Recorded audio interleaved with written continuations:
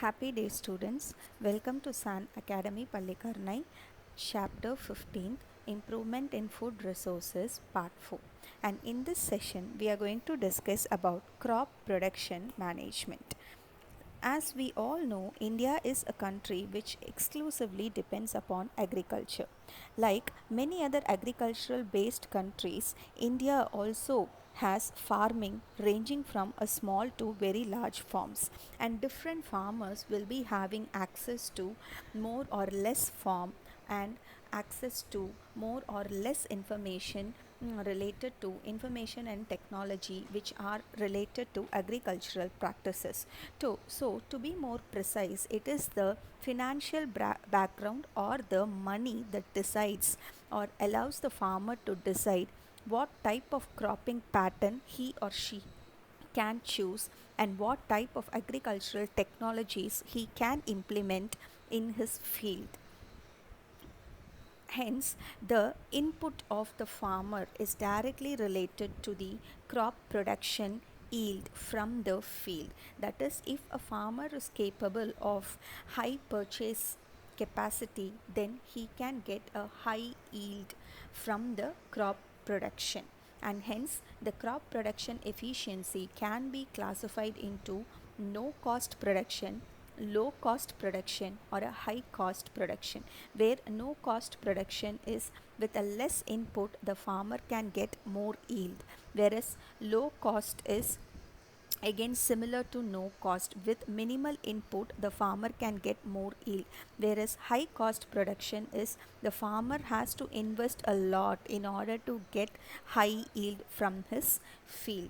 So now let us see what all we are going to discuss under crop production management.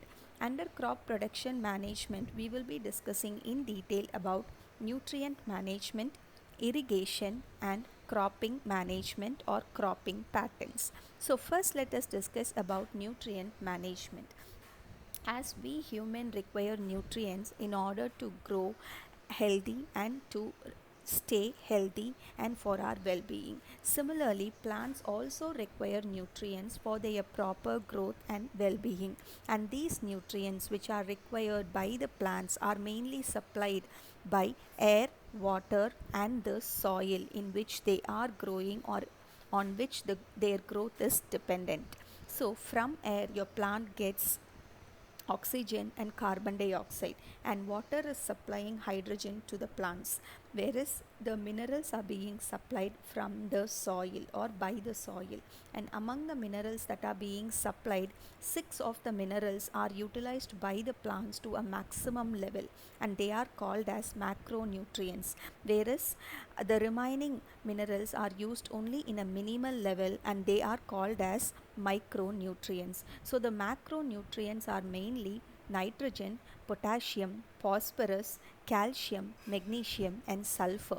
And the micronutrients are iron, magnesium, boron, zinc, copper, molybdenum, and chlorine. And the deficiency of these nutrients will affect the physiological process of plants related to their growth, reproduction, and even they will make the plants easily prone to disease attack. So hence we have to maintain the nutrient supply to the plants, and this nutrient supply to the plants can be done even by man or artificially by adding manures and fertilizers. Now let us discuss about what is a manure. Actually, these manures are made up of the plant waste and animal waste. That is, the plant waste and animal waste are allowed to get decomposed in order to produce manure, and these manures are very rich in organic matter, but they have a minimal supply of nutrient to the soil, but they increase the texture of the soil. That is, the organic bulk present in the manure increases the structure and texture of the soil, and hence they help to retain the fertility of the soil for a long period of time. And these manures also releases nutrient consistently in a slow phase, so that for a long period of time the nutrients can be supplied. And these manures, as I told you, it is mainly produced from the animal excreta and plant waste, that are available in the field, like weeds, haze, and all your animal excretas, like from the livestock that are grown in the field. And when these manures are added to the sandy soil, it increases the water holding capacity of sandy soil, because we all know sandy soil is a one in which soil particles are loosely packed, so that it is not possible for that soil to hold the water, whereas the bulk from the manure makes the soil to be tightly packed, or fills the space between the soil particles, and hence it allows the sandy soil to regain the water. Whereas when the manure is added to the clayey soil, it actually increases the space between the soil particles and allows easy drainage of water and prevents water logging.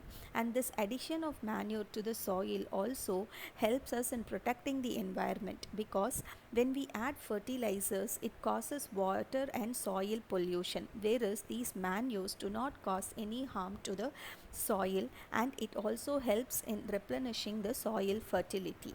And based upon the biological materials that are used in order to prepare the manure, they are classified into green manure and compost.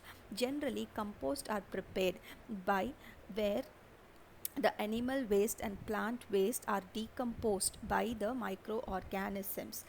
The process is carried out in such a way that the animal waste and plant waste are collected in a pit, and they are allowed to undergo decomposition in order to form compost. Whereas in certain cases, in order to increase the rate of the composting, earthworms are used. So the process where earthworms are used in order to make compost are called vermicomposting, and the resulting compost is called as vermicompost.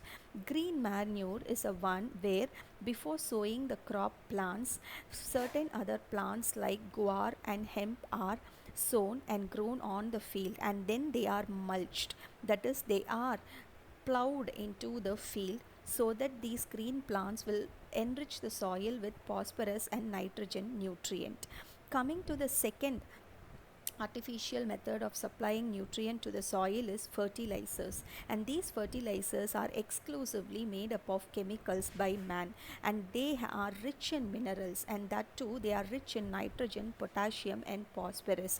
But whereas they have disadvantages, because these fertilizers, as they are made out of chemicals, their usage has to be monitored, that is, the amount of fertilizers that are being used and the time duration between which it is being used, and the precautions that has to be followed before and after using the fertilizers have to be strictly monitored. And once the fertilizers are added into the field, there is a chance of large amount of fertilizer getting washed away during irrigation, and they cause a serious threat of water pollution.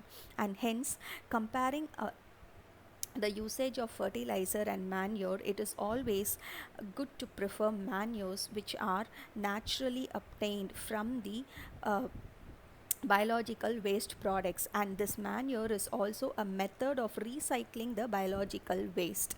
There is one more type of farming called organic farming, where the usage of fertilizers, pesticides, and insecticides are strictly prohibited, and instead of that, the soil fertility is enriched by adding organic manures and bioagents, like introducing a cluster of blue-green algae and rhizobium bacteria to fix up the nitrogen and other nutrient requirements.